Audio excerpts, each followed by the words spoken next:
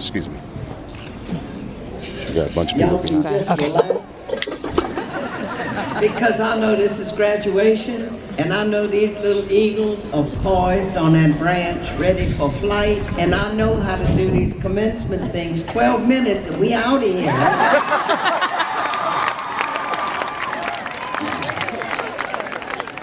We are talking about fire. We're talking about catching on fire. And those of us who come out of the Christian tradition, which I'm keenly aware of because 3 days ago, I was on a stage with the Dalai Lama from Tibet and with Vincent Harding, the one who was a consultant to Eyes on the Prize, the one who helped Martin Luther King construct his speech when he stood up before the nation to call for an end to the war in Vietnam.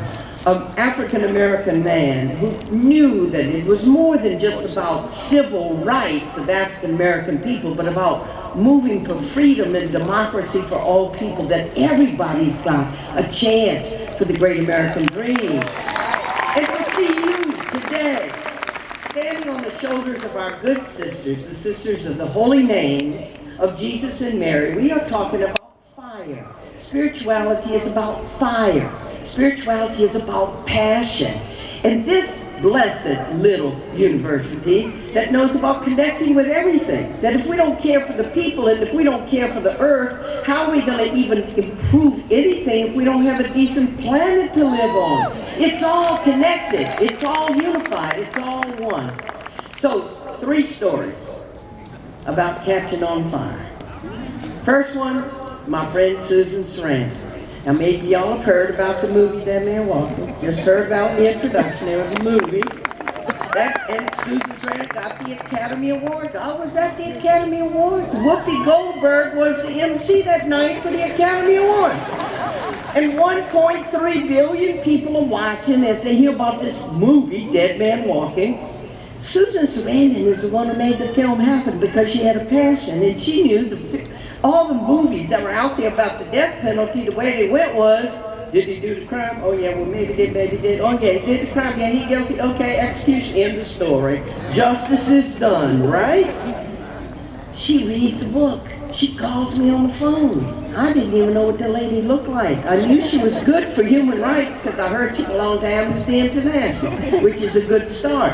But I didn't know what she looked like. And she calls me on the phone and said, we need to have a film of your book because it brings people deeper into the journey onto both sides of the issue, the suffering of the victim's family, but also, is execution of human beings the answer? California, you got 700 human beings sitting on death row here. You're pumping billions and billions of dollars into the state killing people. So I met her at a restaurant. We talked about doing a film. I had to rent Thelma and Louise, see what she looked like.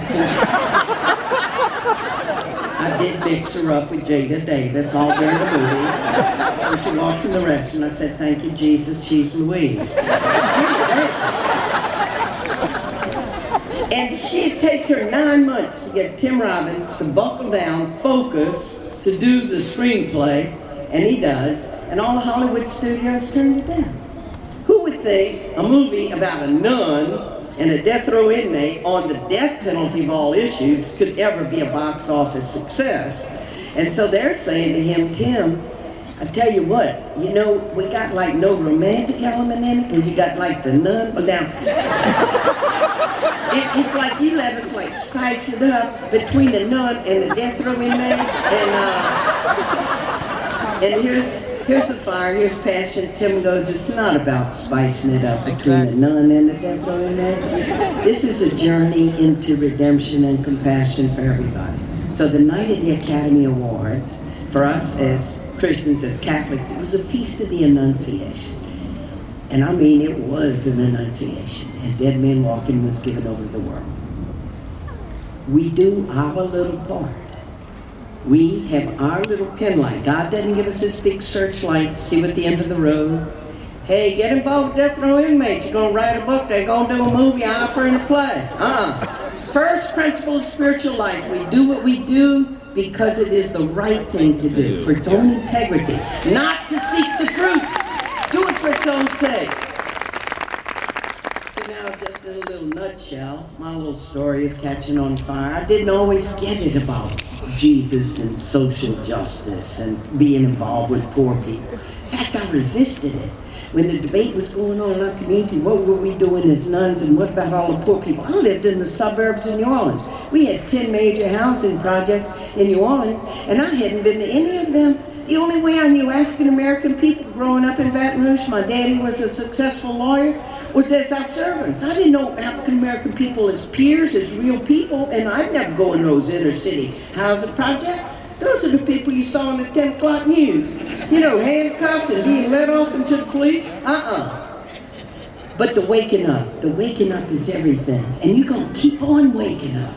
It's the story of our lives to keep on waking up. Buddhist, good Buddhist wisdom, always to have a beginner's mind. Everybody we meet, what can I learn from this person?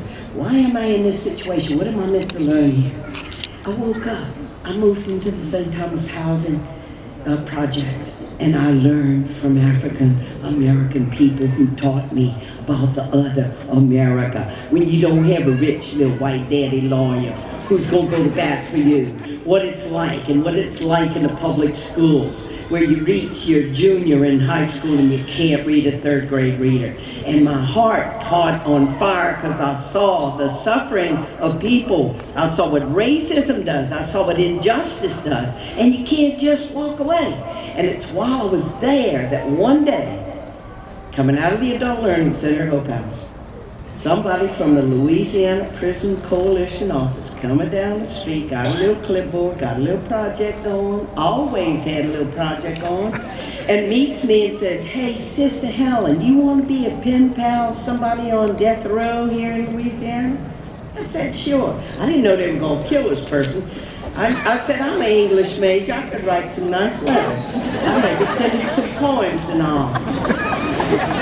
That name on that little white piece of paper, I wish I'd kept it, was Patrick Saunier, 90455, Death Row, Louisiana.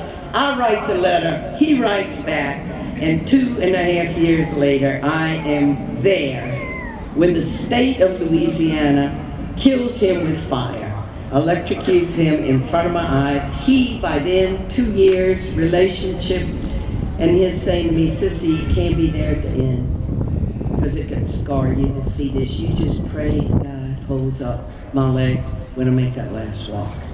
But I was there. I said, "No, Patrick, I don't know what it's going to do to me, but you look at my face, and I'll be the face of Christ for you." I walked out of there changed forever. Now what's the other side? The other side of this story, of this agony, is that 2 innocent teenage kids were killed at his hands one November night. I was just on the phone with the family, the Lloyd LeBlanc and Eula LeBlanc family. David LeBlanc was one of the kids killed by Patrick and his brother on a November night in Louisiana. Kids in the most horrible way, coming from a football game, every parent's nightmare. They tell their kids goodbye, be sure you're home by such and such a time, and they never see their kids alive again. And I am with the people as spiritual advisor who kill these people's kids. It puts you on it stretches you. Because I feel a kind of guilt when I found out what the crime was. Oh my goodness, what am I doing with these people who did this terrible crime? And what's happening to this family?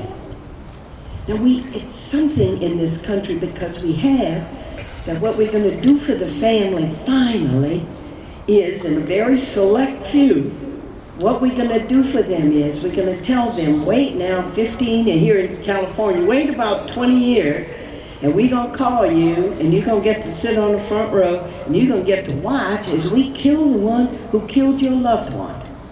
And just in being in the presence of the Dalai Lama just a few days ago, this is the most crystallized violent solution we have, if you want to look at it. It means we're going to kill the one who killed your loved one. That's going to be justice for you. And you wait and you watch, and that's going to heal you, and that's going to give you closure. That's going to give you justice.